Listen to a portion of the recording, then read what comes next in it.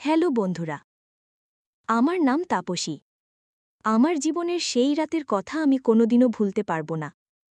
যেদিন আমি একা নিজের বিছানায় শুয়েছিলাম, হঠাৎ আমার অনূর্ধ্ব মামা আমার ঘরে প্রবেশ করে আমার গায়ের চাদরটা সরিয়ে আমার কানের কাছে মুখ এনে ফিসফিস করে বলেছিল, তোকে আজ নতুন এক খেলা শেখাবো ভাগ্নি।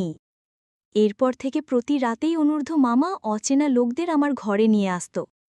তারপর সারা রাত ধরে চলত আমার ওপর তাদের পাশবিক অত্যাচার। আমার জন্ম গ্রামের এক অতি সাধারণ পরিবারে। লেখাপড়া শেখার সুযোগ আমার হয়নি, তাই আমি একজন অশিক্ষিত গরিব মেয়ে হিসেবেই বড় হয়েছিলাম। বাবা মারা যাওয়ার পর প্রায় ২ বছর ধরে আমার মামাই আমাদের সংসারের সমস্ত খরচ চালাচ্ছিল।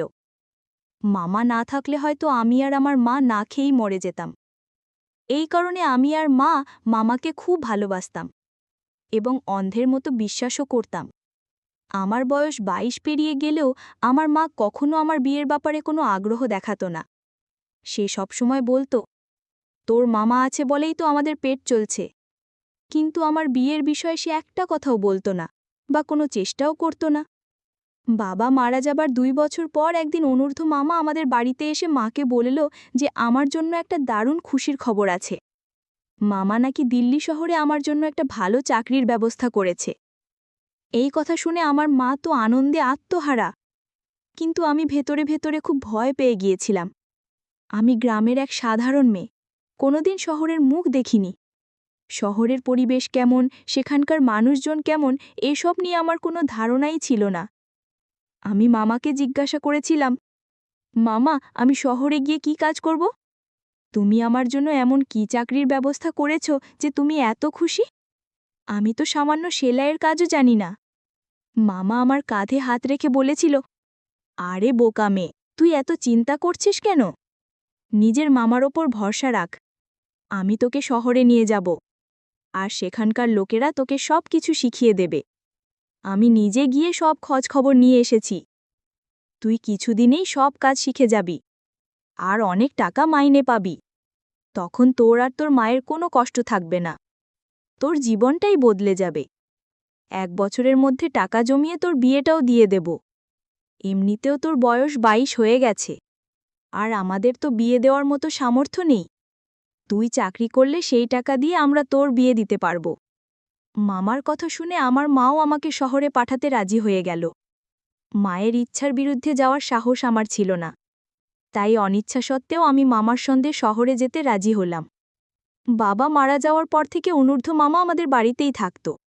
আমি তাকে বাবার মতোই দেখতাম, কিন্তু আমি স্বপ্নেও ভাবতে পারিনি যে যাকে আমি বাবার আসনে বসিয়েছি সেই আমার সঙ্গে এত বড় বিশ্বাসঘাতকতা করবে।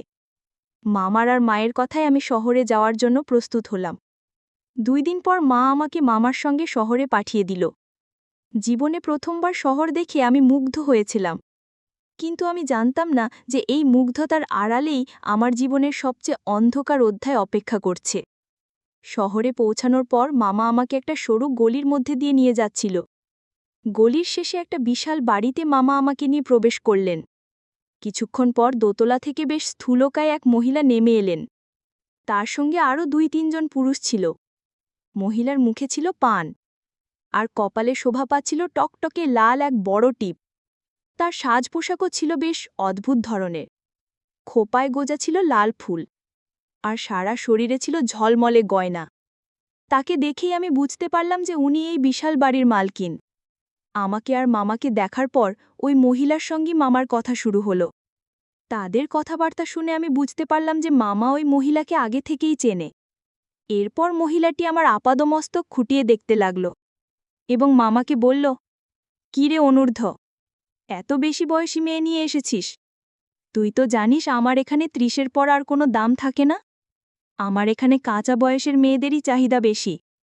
আমার মামার নাম অনূর্ধ্ব।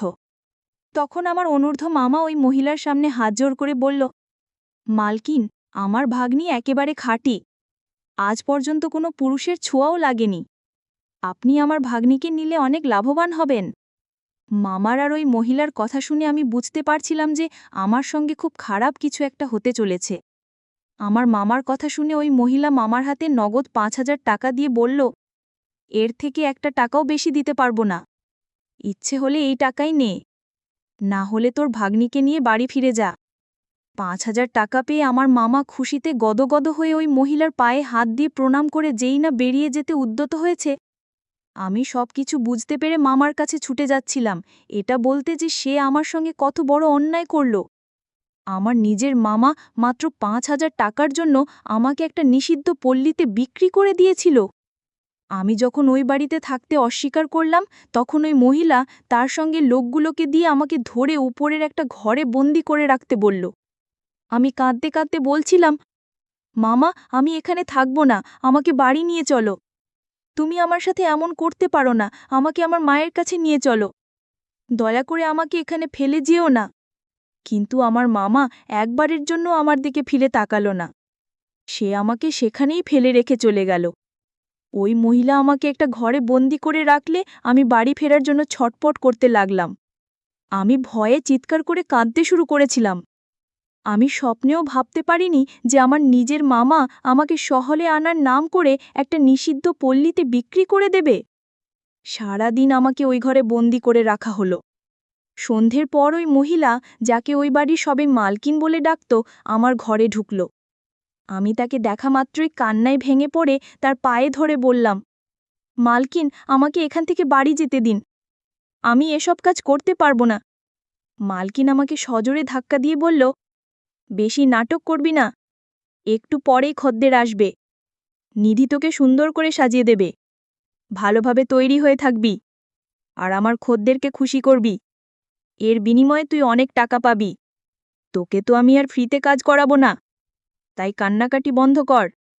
আর একটা কথা মনে রাখিস, এখান থেকে আজ পর্যন্ত কোনো মেয়ে পালাতে পারেনি, তুইও পালানোর চেষ্টা করবি না, করলে ফল খুব খারাপ হবে। সেই দিন থেকেই আমার জীবনটা পুরোপুরি বদলে গেল। যা আমি কোনোদিনও কল্পনাও করিনি তাই আমার সঙ্গে ঘটল। সেই দিন রাতে আমার রুমে ৫০ বছর বয়সী এক লোক আমার উপর জোর করে ওইসব করেছিল। লোকটা যখন আমার ঘরে প্রবেশ করেছিল, তখন আমি তার সামনে হাত জোর করে অনেক অনুনয় বিনয় করেছিলাম, কিন্তু সে আমার কোনো কথা শোনেনি। সেই রাতের পর থেকে আমি অনেকবার ওই নিষিদ্ধ পল্লী থেকে পালানোর চেষ্টা করেছি, কিন্তু পারিনি। ঘরগুলোতে একটাও জানালা ছিল না। এরপর থেকে প্রত্যেক রাতে নতুন নতুন লোক আমার উপর অত্যাচার করত। এইভাবে প্রায় ১ মাস কেটে যাওয়ার পর আমি বাধ্য হয়ে এই জীবনকেই আমার ভাগ্য বলে মেনে নিয়েছিলাম। ১ মাস পর আদনান নামের ৩৫ বছর বয়সী এক লোক আমার কাছে আসতে শুরু করে। সে সপ্তাহে ৪ দিন করে আমাদের ওখানে আসত এবং আমার সঙ্গেই সময় কাটাত। তার আচরণ ছিল অন্যদের চেয়ে সম্পূর্ণ ভিন্ন। এতদিন যতজন পুরুষ আমার কাছে এসেছে, তারা কেবল নিজেদের ইচ্ছা পূরণ করেই চলে যেত। কিন্তু আদনান ঘণ্টার পর ঘণ্টা আমার পাশে বসে থাকত, আমার সঙ্গে গল্প করত। সে অনেক সময় টাকা দিয়েও শুধু আমার সঙ্গে নিজের মনের কথা বলার জন্যই আসত। তার স্ত্রী নাকি তাকে ছেড়ে অন্য এক পুরুষের সঙ্গে পালিয়ে গিয়েছিল। সেই কষ্ট ভোলার জন্যই সে ওই নিষিদ্ধ পল্লীতে আসত। ধীরে ধীরে আমাদের মধ্যে একটা সুন্দর বন্ধুত্বের সম্পর্ক গড়ে উঠল। একদিন আমি আর নিজেকে ধরে রাখতে না পেরে আমার জীবনের সব কথা আদনানকে খুলে বললাম। কিভাবে আমার নিজের মামা মাত্র ৫,০০০ টাকার জন্য আমাকে এখানে বিক্রি করে দিয়ে গেছে, সবটা তাকে জানালাম। এইভাবে ওই নিষিদ্ধ পল্লীতে আমার প্রায় ৭ মাস কেটে গেল।